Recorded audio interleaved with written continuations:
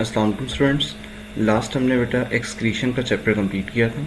अब हम उसकी टॉपिकल स्टार्ट करते हैं। सो टॉपिकल में एमसीक्यू सेक्शन है। सबसे पहले first MCQs, which can not be an example of excretion.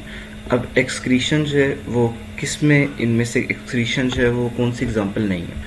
अब सिंपल हम देखें, carbon dioxide is breathe out of the from the lungs. अब कार्बन डाइऑक्साइड क्योंकि ये मेटाबॉलिक वेस्ट है, और एक्सक्रीशन हमने पढ़ा हुआ था कि मेटाबॉलिक वेस्ट को बॉडी से रिमूव करना। सो ये तो एक्सक्रीशन में आ जाता है। Undigested food leaves the body through the anus. अब अनडाइजेस्टेड फूड जो है this is of digestive system, और डाइजेस्टिव सिस्टम में जो वेस्ट बच जाता है उसके लिए हम एक्सक्रीशन का वर्ड यूज़ नहीं करते, उसके लिए हम इजेशन का वर्ड यूज़ करते हैं। सो ये आंसर हमारे पास ठीक बन रहा है। अच्छा next, urea leaves the body in the urine. अब यूरिया अगेन मेटाबॉलिक वेस्ट है तो एक्सक्रीशन होगा। और water is remove through the kidneys. Water जो है अगेन मेटाबॉलिक वेस्ट है। अब इसमें जो है वो 3 मेटाबॉलिक वेस्ट हैं, उनके लिए हम एक्सक्रीशन का वर्ड इस्तेमाल करते हैं। So B is the right answer. Next हमारे पास है the diagram shows the structure associated with the human kidney. अच्छा डायग्राम को सबसे पहले बेटा ऑब्जर्व करें ध्यान से कि हमारे पास किडनी से एक नाली निकल रही है, दिस इज जी। और ये नाली जो है जो किडनी से निकलती है और डाउनवर्ड जा रही है, डेफिनेटली ब्लैडर तक जा रही है, तो इस नाली को हम यूरेटर कहेंगे। फिर यहाँ से एक ब्लड वेसल है जो ब्लड लेकर आ रही है, ठीक है, और टूवर्ड द किडनी, एरो से आप देख सकते हैं। सो ये हमारे पास यहाँ लेबल किया हुआ है एओर्टा। और इसी तरह ब्लड वेसल है एक्स जो ब्लड लेकर जा रही है अवे फ्रॉम द किडनी, और इसको लेबल किया हुआ है वीना कैवा। अच्छा नीचे, what are the relative concentration of urea in X Y and G. X Y और जी में रिलेटिव कंसंट्रेशन यूरिया की क्या होगी, तो यहीं से हमें आइडिया हो जाएगा कि जो ब्लड किडनी तक आता है उसमें यूरिया ज़्यादा होती है, और जो ब्लड वापस जाता है उसमें डेफिनेटली यूरिया कम होती है, क्योंकि किडनी उस ब्लड में से यूरिया को निकाल लेती है। सो वाई में जो यूरिया है वो ज़्यादा होनी चाहिए, एक्स में यूरिया कम होनी चाहिए।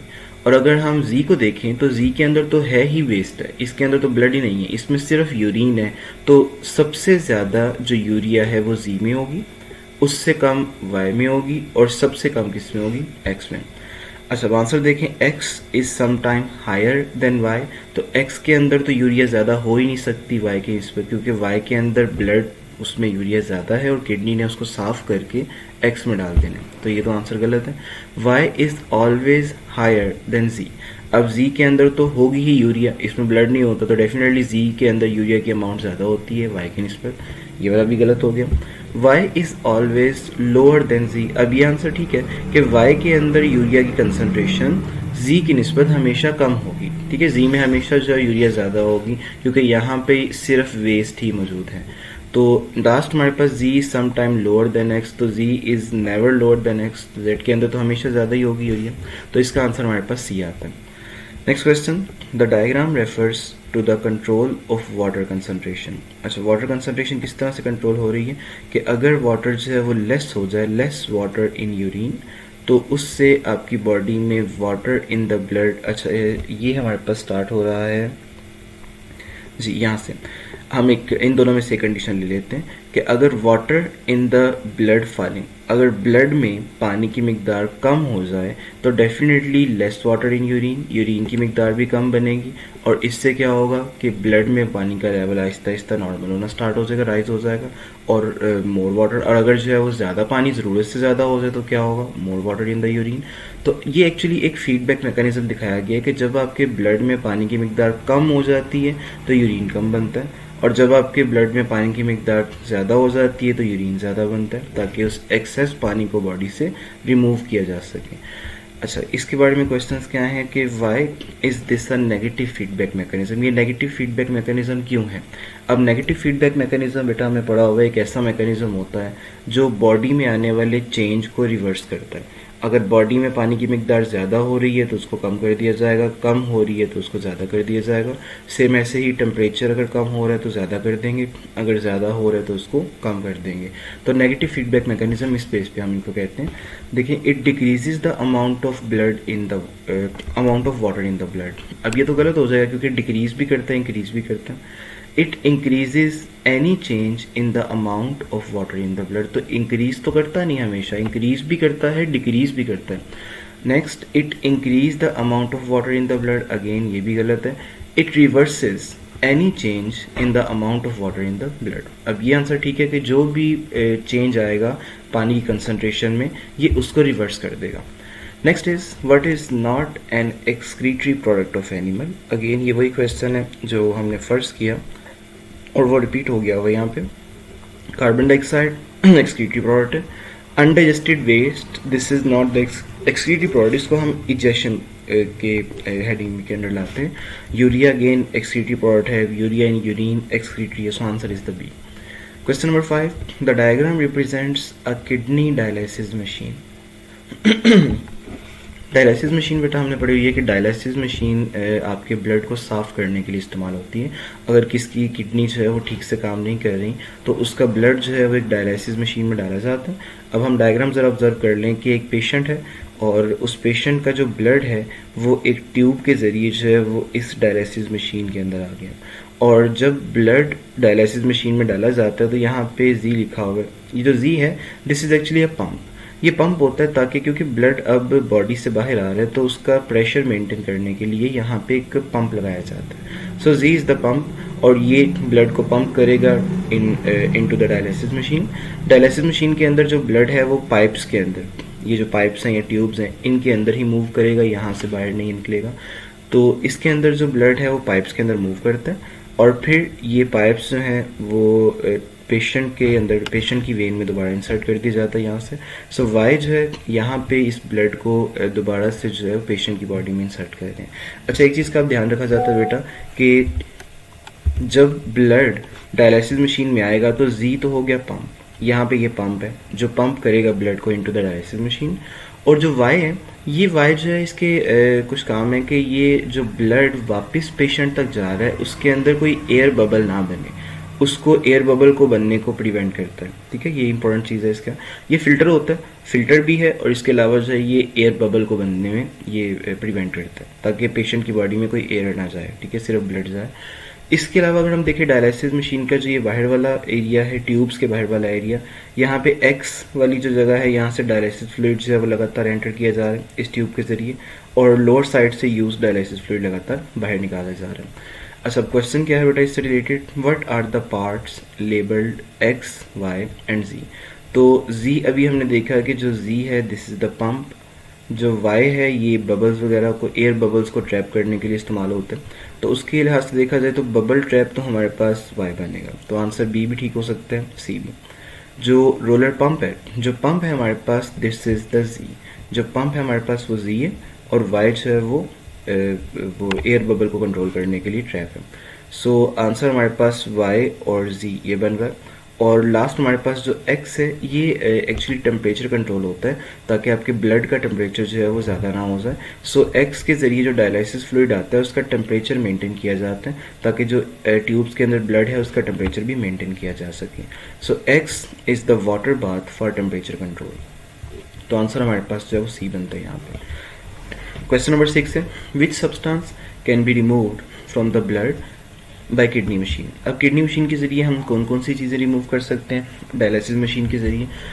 तो हम ग्लूकोज रिमूव कर सकते हैं, ग्लाइकोजन और प्रोटीन ये लार्ज पार्टिकल्स हैं और ये डायलिसिस मशीन की जो मेम्ब्रेन्स हैं उसको क्रॉस करके जो है वो सेकंड या मशीन के जो डायलिसिस फ्लूइड है वहाँ पे मूव नहीं करते। सो ग्लाइकोजन और प्रोटीन को हम मूव नहीं कर सकते क्योंकि ये लार्ज पार्टिकल्स हैं। फिर अगेन ग्लूकोज को रिमूव कर सकते हैं, प्रोटीन को रिमूव नहीं कर सकते, यूरिया को भी रिमूव कर सकते हैं, ग्लाइकोजन को रिमूव नहीं किया जा सकता तो ये ऑप्शन भी गलत हो जाएगा। यूरिया रिमूव हो जाती है एंड सम सॉल्ट्स ओनली। तो इन चारों ऑप्शंस में से जो एक्यूरेट है that is the urea and some salts. उसके बाद क्वेश्चन नंबर 7 है, what is not an excretory product of mammal. Mammal का एक्सक्रीटरी प्रोडक्ट इनमें से क्या नहीं है। अगेन वही क्वेश्चन जो रिपीट हुआ है कि मैमल्स का जो अनडाइजेस्टेड फूड होती है जो इन फेसिस उसको हम इजेशन के थ्रू जो है वो रिमूव करते हैं, एक्सक्रीशन के थ्रू रिमूव नहीं करते। Question number 8. In a kidney dialysis machine, which substance will not diffuse from the patient blood into the dialysis fluid, मतलब पेशेंट के ब्लड से कौन सी चीज़ डायलिसिस फ्लूइड में नहीं जाएगी। ठीक है, अब डेफिनेटली हमने पढ़ा कि जो सॉल्ट्स हैं वो पेशेंट के ब्लड से निकल के जो है वो डायलिसिस फ्लूइड में जाते हैं, वाटर भी जाता है, यूरिया भी जाता है, लेकिन जो प्रोटीन है दे आर लार्ज पार्टिकल्स, तो ये डायलिसिस मेम्ब्रेन, डायलिसिस की ट्यूब की जो मेम्ब्रेन है उसको क्रॉस करके जो है फिल्टर नहीं हो सकते। नेक्स्ट क्वेश्चन हमारे पास क्वेश्चन नंबर 9 है, the diagram shows the human urinary system. अब हम यहीं से इसको आइडेंटिफाई कर लेते हैं। क्वेश्चन है what are the correct label for structure 1, 2, 3 and 4। So number 1 is the kidneys, 2 ureters, 3 bladder and 4 is the urethra. तो ये हमारे पास इनकी नंबरिंग्स आ जाती हैं। आंसर में अगर हम देखें तो किडनी, उसके बाद यूरेटर, ब्लैडर और urethra. Question number 10. The diagram shows what happens to molecule of glucose, protein and urea as blood passes through the kidney dialysis machine. Dialysis machine का एक सिंपल सी जो डायग्राम दिखाई गई है, हम देखें तो एक तरफ से ब्लड आ रहा है, यहाँ से ब्लड इन हो रहा है और ये ब्लड यहाँ से मूव करता हुआ यहाँ से आउट हो रहा है, और दूसरी तरफ जो है डायलिसिस मशीन की, वहाँ से डायलिसिस फ्लूइड एंटर किया जा रहा है और यहाँ से रिमूव किया जा रहा है, और दोनों साइड्स के दरमियान में एक पार्शियली परमिएबल मेम्ब्रेन, ये डायलिसिस मेम्ब्रेन है। अच्छा, अगर हम चीज़ें देखें यहाँ पे तो हमने मॉलिक्यूल्स को आइडेंटिफाई करना है, कौन से मॉलिक्यूल्स कौन से हैं। सो अगर हम देखें तो जो ब्लड एंटर हो रहा है उसके अंदर कुछ ब्लैक डॉट्स हैं, कुछ सर्कल्स हैं और कुछ लार्ज सर्कल्स हैं, और जो ब्लड यहाँ से वापस निकल रहा है उसके अंदर लार्ज सर्कल्स प्रेजेंट है। इसका मतलब है लार्ज सर्कल यहाँ से फिल्टर आउट नहीं हुए और ये लार्ज सर्कल कोई भी डायलिसिस फ्लूइड में नहीं गया। तो ये जो लार्ज सर्कल हैं डेफिनेटली ये जो है प्रोटीन्स या रेड ब्लड सेल्स हो सकते हैं। ठीक है, दे आर लार्ज मॉलिक्यूल्स जो मेम्ब्रेन को क्रॉस करके आगे नहीं जाते। अगर हम देखें तो जो स्मॉल सर्कल्स हैं, वो जितने भी स्मॉल सर्कल्स थे ऑलमोस्ट सारे के सारे ही डायलिसिस फ्लूइड में चले गए हैं, और डायलिसिस मशीन का मेन काम होता है वेस्ट को रिमूव करना। So this small circles this must be urea molecules, ये वेस्ट हो सकता है। और जो ब्लैक डॉट्स हैं ये हमारे पास ब्लड के अंदर भी हैं और कुछ डायलिसिस फ्लूइड में भी हैं, तो ये ग्लूकोज हो सकता है। ठीक है, हम आंसर की तरफ आते हैं कि what are the molecules P, Q and R. हमारे पास जो मॉलिक्यूल है पी, अब देखिए पी जो है वो लार्ज सर्कल है, सो पी ग्लूकोज तो नहीं हो सकती, ग्लूकोज तो छोटी होती है, सो पी इज डेफिनेटली प्रोटीन।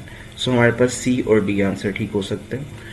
और मॉलिक्यूल क्यू जो है वो जितना भी थे स्मॉल सर्कल्स वो सारे के सारे जो है वो फिल्टर हो गए हैं, सो क्यू डेफिनेटली यूरिया होगी। सो सी और डी में से क्यू जो है वो हमारे पास ग्लूकोज नहीं है बल्कि वो क्या है, यूरिया, क्योंकि वो सारी की सारी रिमूव हो गई है। सो आंसर डी हमारे पास एक्यूरेट आ रहा है। और जो आर मॉलिक्यूल है दैट इज ग्लूकोज, जो डॉट्स हैं black these are the glucose molecule, जो ब्लड में भी होंगे, डायलिसिस फ्लूइड में भी होंगे और अकॉर्डिंग टू कंसंट्रेशन ग्रेडियंट वो फ्लो करेंगे। अच्छा, नेक्स्ट हमारे पास question number 11, the diagram represents a kidney machine, a dialysis machine. अब अगेन इसमें देखिए बेटा, एक तरफ से ब्लड एंटर हो रहा है और ब्लड जहाँ से एंटर हो रहा है वहाँ पे बिल्कुल पंप लगा हुआ है। पंप का काम अभी हम जो है पिछले कुछ एमसीक्यूज में देखा है हमने, कुछ एमसीक्यूज पहले, कि पंप ब्लड को पंप करता है इनटू द डायलिसिस ट्यूब्स ताकि ब्लड प्रेशर जो है वो मेंटेन रहे। और उसके बाद ये डायलिसिस ट्यूब्स हैं, इन ट्यूब्स की जो मेम्ब्रेन है this is partially permeable membrane, और बाहर की तरफ से मशीन के डायलिसिस फ्लूइड एंटर किया जा रहा है जिसमें ये ट्यूब्स बात कर रही हैं और यहाँ से डायलिसिस फ्लूइड रिमूव किया जा रहा है। क्वेश्चन क्या है, which two substances are both present in the dialysis fluid entering the machine. जो डायलिसिस फ्लूइड एंटर हो रहा है मशीन के अंदर उसमें कौन सी दोनों चीज़ें प्रेजेंट हो सकती हैं। सो डायलिसिस फ्लूइड के अंदर ग्लूकोज और प्रोटीन्स तो नहीं होती, ग्लूकोज और सॉल्ट्स हो सकते हैं, अगेन प्रोटीन्स इसमें नहीं होती, और डायलिसिस फ्लूइड में हम यूरिया भी नहीं डालते क्योंकि डायलिसिस फ्लूइड में अगर पहले से यूरिया होगी तो वो ब्लड से अब्जॉर्ब कैसे करेगा। तो हमने डायलिसिस फ्लूइड के अंदर यूरिया नहीं डालनी, प्रोटीन नहीं डालनी, ग्लूकोज और सॉल्ट्स हम डालते हैं। अगर ब्लड में ग्लूकोज की मिकदार कम होती है तो डायलिसिस फ्लूइड से ग्लूकोज अब्जॉर्ब हो जाता है, same with the salts. Question number 12, the diagram shows the kidney and associated structures. अब हम जो स्ट्रक्चर्स को यहीं से लेबल कर लेते हैं बेटा। जो स्ट्रक्चर 1 है, अब देखिए ये वीना कैवा है, सो वीना कैवा जो है इससे ये ट्यूब जो है वो किडनी तक आ रही है। सो किडनी से वो ट्यूब जो वीना कैवा में जाती है this is actually renal vein, और एओर्टा से जो नाली किडनी तक आती है दिस इज रेनल आर्टरी। और आर्टरी के अंदर हमेशा ऑक्सीजनेटेड ब्लड होता है इस कंडीशन में, और वेन के अंदर जो है वो डीऑक्सीजनेटेड ब्लड होता है। सो 2 इसके अंदर होगा डेफिनेटली जो है वो ऑक्सीजनेटेड ब्लड, और जो 1 है उसमें होगा डीऑक्सीजनेटेड। सो अगर हम 1 को डीऑक्सीजनेटेड से यहाँ पे देखें तो हमारे पास आंसर ए है, और 2 में डीऑक्सीजनेटेड ब्लड है, और 3 के अंदर यूरेटर, तो यहाँ पे हमेशा यूरिन ही होगा। सो 3 के अंदर यूरिन, तो answer is the A. Next हमारे पास क्वेश्चन है क्वेश्चन नंबर 13।